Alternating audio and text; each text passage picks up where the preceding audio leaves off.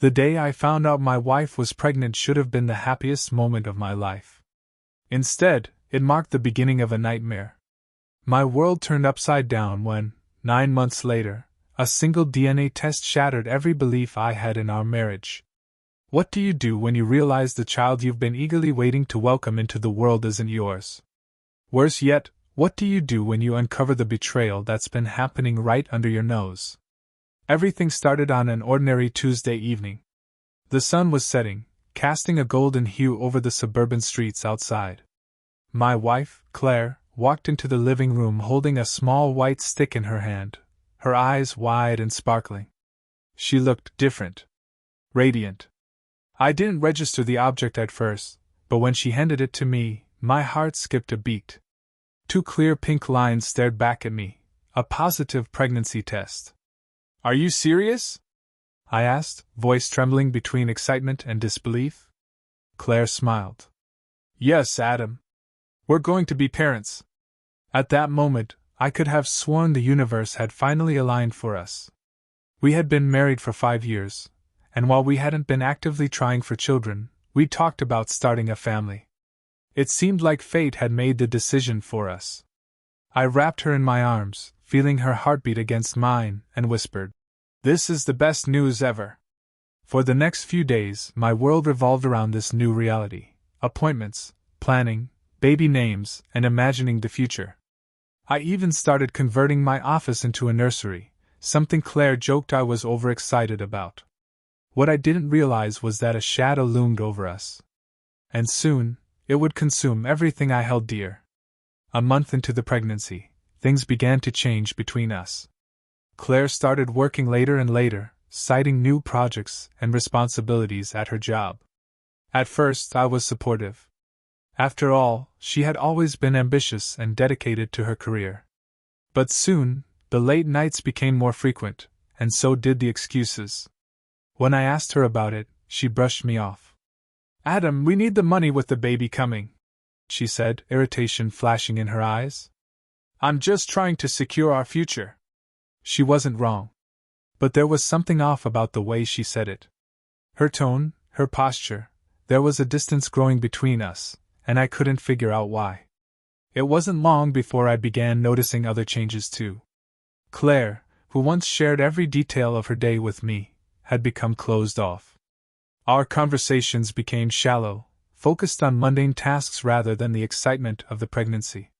She was more protective of her phone, keeping it close to her at all times.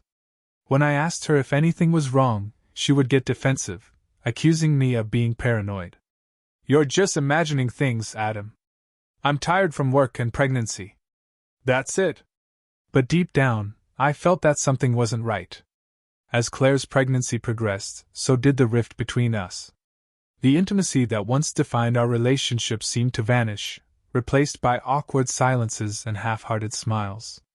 I chalked it up to the stress of pregnancy, but my mind kept returning to the nagging suspicion that there was more to it. Then came the whispers. At first, I dismissed them as idle office gossip. A mutual friend of ours, Brian, casually mentioned seeing Claire having lunch with a male coworker a few times. I thought nothing of it. Claire had colleagues, she had male friends. There was nothing wrong with that, I told myself. But when Brian brought it up again, this time adding that they seemed awfully close, my heart began to sink. One evening, after Claire had fallen asleep, I did something I never thought I'd do. I snooped through her phone. I told myself I was being paranoid, but what I found confirmed my worst fears. There, hidden in her chat history, were messages between Claire and a coworker named Tom.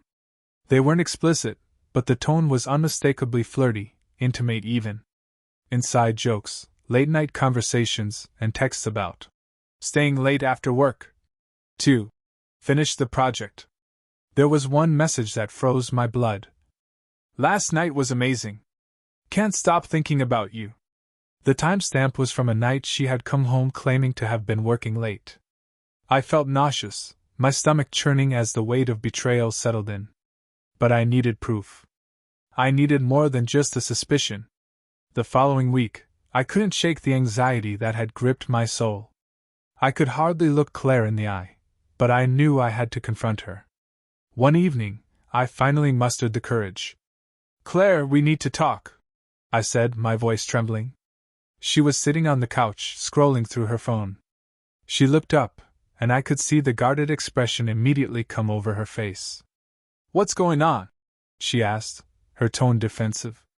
I pulled out my phone and opened the screenshots I had taken of her messages with Tom. "What is this?" Her face turned pale. She didn't deny it immediately, which only made the silence more damning. "Adam, it's not what you think," she finally said. "Tom and we just got close because of work. It's nothing serious." "Nothing serious?" "You called him amazing after a night you were supposed to be working late." Claire's eyes filled with tears. "It was a mistake, okay?" I was confused. "It didn't mean anything." Her words felt like a dagger to my chest. Confused? What was there to be confused about? We were supposed to be building a life together, expecting a child. How could she throw all of that away? But as angry as I was, I couldn't just walk away. There was still the baby to think about. Despite everything, I was still going to be a father. Or so I thought. As Claire's due date approached, I wrestled with my emotions. I wanted to believe her. I wanted to think that this was just a mistake, a momentary lapse in judgment. But doubt gnawed at me constantly. Then, one evening while we were discussing baby names, she mentioned something that sent my mind spinning. "I was thinking, what about naming him Thomas?" Thomas. Tom. My heart pounded in my chest. Why would she want to name our baby after her coworker? My suspicions, which I had tried so hard to suppress, came roaring back to the surface. I couldn't ignore it anymore. I had to know the truth. After Claire gave birth, everything seemed to return to a semblance of normalcy. The excitement of the baby's arrival helped mask the underlying tension, but it didn't erase the nagging question that haunted me: was this child really mine? One afternoon, while Claire was out with her friends, I took a step that would change everything. I ordered a home DNA test kit. I told myself I was being irrational, that I just needed the reassurance. But deep down, I knew that the test could reveal the one thing I wasn't ready to face. When the results arrived 2 weeks later, my hands shook as I opened the email. My eyes scanned the document, and the words burned into my brain. Probability of paternity 0%. I felt the world collapse around me. The baby I had held in my arms, the child I had spent months preparing for, was not mine. When Claire returned home that evening, I was already waiting for her. My mind was racing, a whirlwind of anger, sadness, and betrayal. I couldn't keep it inside any longer. "We need to talk," I said, my voice cold and distant. She looked at me, puzzled. "About what?" I handed her the DNA test results, watching her face closely for any sign of guilt. As her eyes scanned the document, I saw the color drain from her face.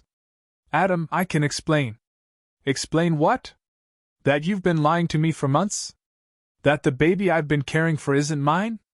I yelled, unable to control the fury that had been building inside me. Tears welled up in her eyes, and she collapsed onto the couch.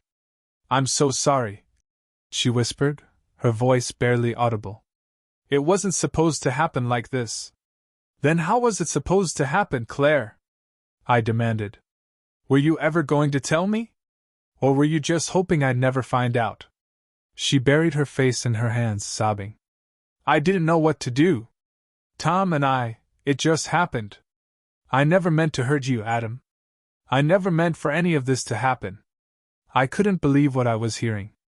How could she have done this to me? How could she have let me believe that this child was mine? "I need some time," I said, my voice hollow. "I can't even look at you right now." I walked out of the house, slamming the door behind me, leaving her sobbing on the couch.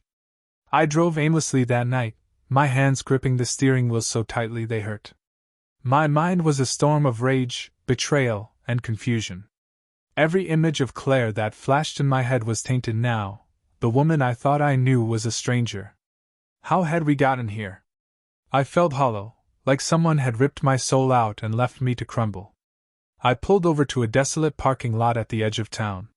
The silence of the night was suffocating, broken only by the hum of distant traffic. My thoughts wandered to the baby, no, Tom's baby, lying asleep in the crib back at the house. I thought about leaving. Just disappearing. It seemed like the only way out of the crushing weight of betrayal. But was that the right thing to do? Could I abandon the child, even if he wasn't biologically mine? Would leaving Claire be the easiest solution, or just the one that let me avoid dealing with the pain? As I sat there, my phone buzzed. It was Claire, calling for the 10th time since I left. I let it ring again. I wasn't ready to hear her voice. The vibration stopped, and then a text came through. Asterisk. Please come home. We need to talk. I need to explain everything. Asterisk. I turned off my phone and stared out into the empty parking lot, wondering if I would ever feel whole again. The next morning, I drove home, exhausted but resolute. I had spent the night replaying everything that had happened, every moment that had led to this breaking point. I wasn't sure what the future held, but I knew that I needed answers. When I walked through the front door, Claire was sitting on the couch, her face pale and tear-streaked. She looked up at me, her eyes filled with a mixture of guilt and desperation. I didn't know what to say. She started, her voice small. I was afraid. I knew I had made the worst mistake of my life, but I didn't know how to fix it. I sat down across from her, keeping my distance. Tell me everything, I said coldly. From the beginning. Claire took a deep breath, wiping her eyes. It started a few months before I got pregnant. I didn't mean for it to happen. Tom and I had been working late on this project, and I felt distant from you. I don't even know why. We grew apart for a little while, and I didn't know how to close the gap. Her words stabbed at my heart. We had grown apart. Sure, there had been some rough patches, but I never thought we were drifting so far. I had always believed we were strong enough to weather anything. And then? I asked, barely managing to keep my voice steady. One night, after a late work dinner, we kissed. I knew it was wrong, but I couldn't stop it. Things escalated from there. It was just once, Adam, I swear. It was just once, but that's all it took. I got pregnant. I sat in silence, the weight of her confession crushing me. It was one thing to suspect the affair, but hearing her admit it, knowing the intimate details, broke something inside me. Why didn't you tell me then? I asked, my voice barely above a whisper. I was terrified. I didn't know if the baby was yours or his, and when the pregnancy test came back, I convinced myself it had to be yours. I wanted it to be yours, Adam.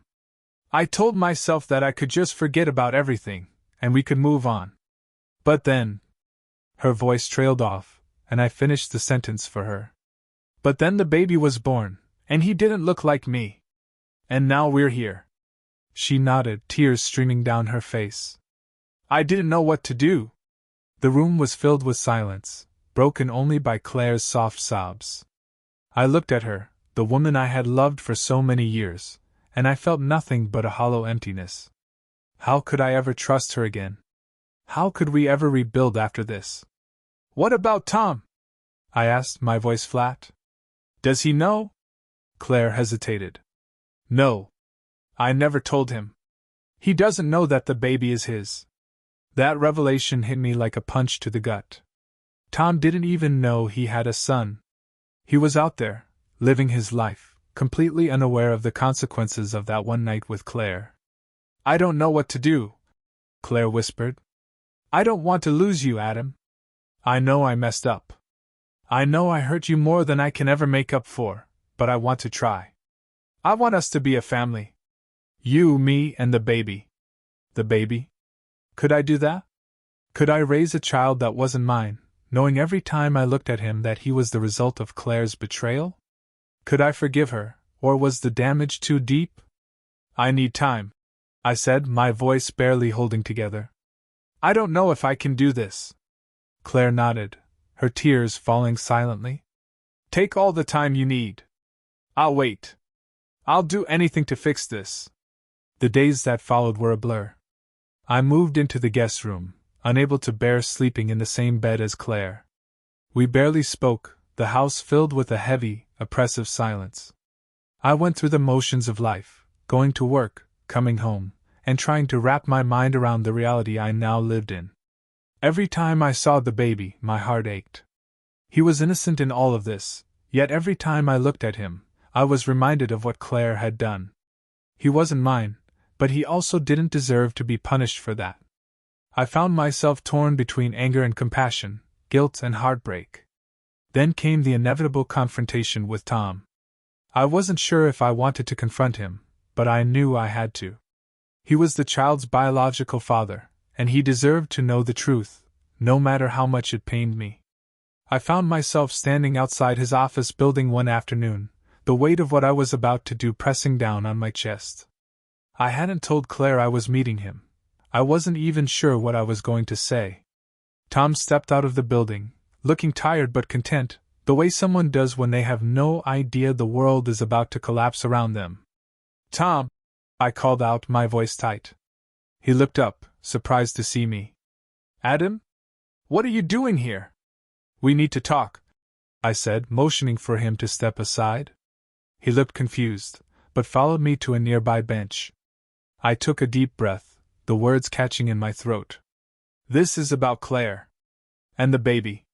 His expression shifted, confusion replaced by a hint of anxiety. "What about them?" "You're the baby's father, Tom." He froze, staring at me as if he hadn't heard me correctly. "What?" "Claire and I did a DNA test," I said, my voice cold. "The baby isn't mine. He's yours." Tom's face drained of color, and for a moment he didn't respond. Then, slowly, he shook his head. "No. This can't be right. Claire and I—" "It's right," I interrupted. "I've already done the test. He's yours." He stared at me in stunned silence, trying to process what I had just told him. "I had no idea," he whispered. "She never told me." "I figured as much," I said. "But now you know. So what are you going to do about it?" Tom's face contorted with shock, and he ran a hand through his hair. "I don't know what to say. I don't know what to do." I nodded, understanding the turmoil he was feeling.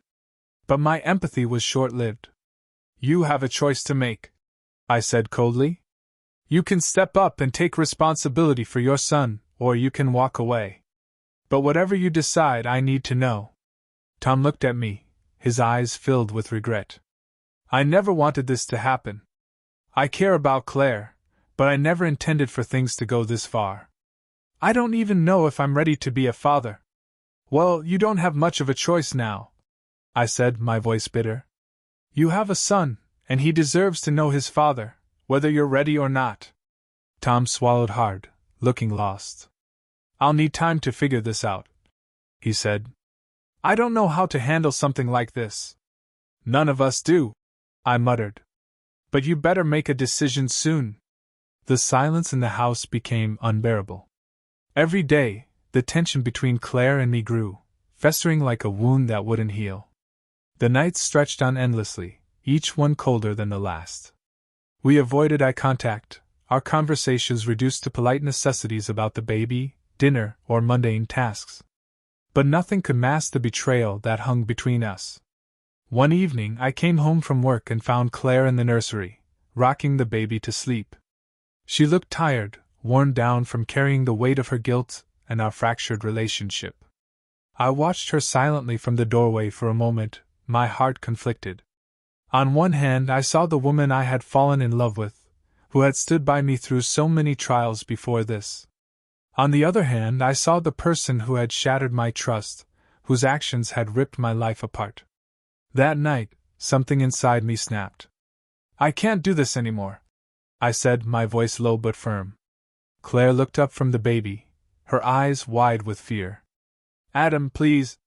"No," I interrupted. "I've tried. I've really tried, but every time I look at you, I see him. I see Tom. I see everything you did, and I can't erase that from my mind." Claire's face crumbled. "Adam, I'm so sorry. I never meant for any of this to happen. I know I hurt you, and I've been trying to make it right, but you can't make this right, I said, my voice rising. You can't undo what's been done. Every day, I wake up in this house, and I feel like I'm suffocating.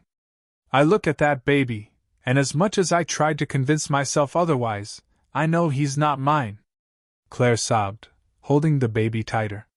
He may not be your blood, but you've been there for him from the start. You've been a father to him. I shook my head. I don't know if I can do that anymore. There it was, the truth I had been afraid to admit to myself. I wasn't sure if I could stay, if I could raise a child born from an affair, a constant reminder of the betrayal that had broken us. I need to leave, I said, my voice barely audible. Claire looked devastated, her tears falling freely. Please don't leave us. I know I messed up, but I love you, Adam. I love you so much, and I want to fix this. I'll do anything. I looked at her, my heart aching. Some things can't be fixed, Claire. Some things break too badly to be put back together. Packing my things was surreal. This had been our home, the place where we built our lives together, but now it felt like a prison. I moved through the house like a ghost, taking only what I needed and leaving behind the remnants of the life we had shared. Claire didn't try to stop me. She sat on the couch, watching me in silence, her face etched with sorrow. I could feel her eyes on me as I loaded the last of my bags into the car. Before I left, I stood at the doorway, looking at her one last time. The woman I had once loved more than anything was now a stranger. I wanted to say something, to offer some final words of comfort or closure, but nothing came. Instead, I turned and walked out the door, leaving behind the life we had built, the home we had shared, and the future we had dreamed of. The days after I left were a blur of numbness. I found a small apartment across town, far enough away from the life I had left behind but close enough to feel the weight of its absence. The silence of the apartment was both comforting and crushing, a reminder of the life I now faced alone. I threw myself into work, trying to fill the void with productivity, but no matter how hard I tried, the thoughts always came back. I thought about the baby, about Tom, and about Claire. I thought about the life I had walked away from and the uncertainty that now stretched before me. One afternoon, a month after I had left, I received a text from Claire. Asterisk. Can we talk? Asterisk. I stared at the screen, my thumb hovering over the reply button. I had been avoiding her calls and texts, trying to distance myself from the pain, but part of me knew that we couldn't leave things unfinished. There was still the matter of the baby, of Tom's involvement, and of what came next. We met at a park, a neutral place away from the house and the memories it held. Claire looked different, thinner, paler, like the weight of the past few months had taken a toll on her. She sat on a bench, her hands clasped tightly in her lap as I approached. "Thank you for meeting me," she said softly. I nodded, sitting down beside her but keeping my distance. "What do you want to talk about?" Claire sighed, looking down at her hands. "I've been thinking a lot about what you said. About the baby, about us. I know I hurt you more than I can ever make up for, and I don't blame you for leaving. I needed to see you, to talk to you." I stayed silent, waiting for her to continue. "I've spoken to Tom," she said, her voice barely above a whisper. "He wants to be part of the baby's life. He wants to step up and be a father." That revelation hit me harder than I expected. Part of me had always known it would come to this, that Tom would eventually have to take responsibility, but hearing it out loud made it real. "And what about you?" I asked. "What do you want?" Claire's eyes filled with tears. "I want you, Adam. I want us. But I know that might not be possible anymore. I just want you to know that I'm sorry. For everything. If you can't forgive me, I'll understand, but I needed to tell you how much I regret what I did." Her words hung in the air between us, heavy with the weight of everything that had happened. "I don't know if I can forgive you, Claire," I said honestly. "I don't know if we can ever go back to the way things were." Claire nodded, wiping her eyes. "I know." We sat in silence for a while, the sounds of the park fading into the background. For the first time since the affair had come to light, I felt a strange sense of closure. It wasn't forgiveness, and it wasn't acceptance, but it was something. In the months that followed, I tried to rebuild my life. I focused on myself, on healing the wounds that had been left behind. Claire and I remained in contact, if only for the sake of the baby. She had decided to move forward with Tom's involvement, and while it hurt to watch from the sidelines, I knew it was the right thing for the child. As time passed, the pain began to fade, replaced by a quiet resignation. The life I had once known was gone, but a new one was slowly taking shape. It wasn't the future I had planned, but it was a future nonetheless. I focused on creating a life for myself outside of the shadow of betrayal. I met new people, made new friends, and found solace in my independence. I went to therapy, which helped me process everything I had been through. Slowly, the ache in my chest began to dull. Claire and I continued to coexist in separate lives. She was still a part of my story, but from a distance. We arranged occasional meetups so I could see the baby, though I was no longer his father in the legal sense. Still, I couldn't completely sever my emotional connection to him. After all, I had held him in my arms, had cared for him in those early months, and some part of me would always feel a bond with him, no matter the circumstances of his birth. Tom, too, became more of a presence in the baby's life. Claire seemed to find a way to reconcile with her own mistakes, and though it pained me to see them together, I accepted that this was their journey now, not mine. They were building their version of a family, and I was no longer a part of that picture. Years passed. The pain lessened, as it always does with time, and my life moved on. I eventually started dating again, though I did so cautiously, with walls built high around my heart. Trust wasn't something I gave easily anymore, but I learned to open up, little by little. One evening, long after the dust of everything had settled, I received a letter in the mail. It was from Claire. She had written it by hand, something she rarely did, and the sight of her familiar handwriting stirred something inside me. I hesitated before opening it, unsure if I was ready to read whatever she had to say. But curiosity got the best of me, and I unfolded the letter carefully. It was a simple note, nothing dramatic or overly emotional. In it, she apologized again for the pain she had caused, but this time, her words carried a different weight. There was no plea for forgiveness, no hope of reconciliation, just an honest acknowledgement of the hurt she had inflicted and a wish for my happiness. At the end of the letter she wrote, I know we've both moved on in different ways, but I wanted to tell you that I've never stopped regretting what happened. You were a good man, Adam, and I hope you find the peace and happiness you deserve. Reading those words felt like a closing chapter in a book I hadn't realized was still open. It wasn't the apology I had been waiting for all those years ago, but it was enough. It was closure. Eventually, I did find peace.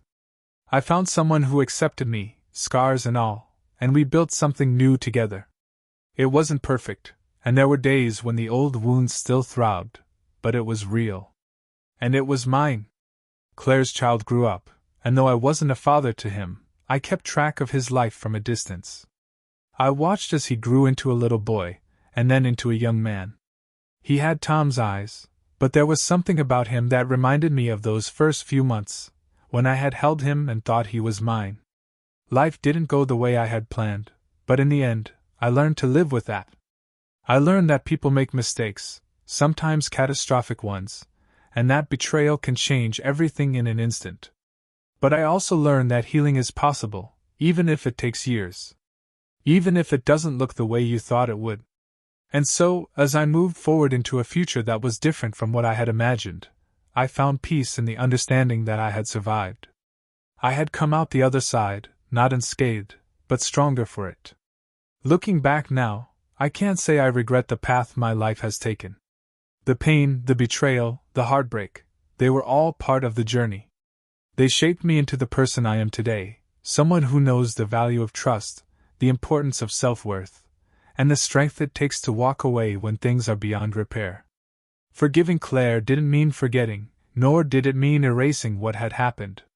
It meant accepting that people are flawed, that life is unpredictable, and that sometimes, the hardest thing we can do is let go. As for Claire and Tom, they continued their lives together, raising their son and finding their own version of happiness. I no longer felt the sharp sting of their betrayal. It had dulled over time, replaced by a quiet acceptance. In the end, I found peace not through holding on to the past, but by learning to release it. I had survived the storm, and now, I was standing in the sunlight, ready to face whatever came next. Life, as it turns out, is never what you expect. But sometimes that's okay.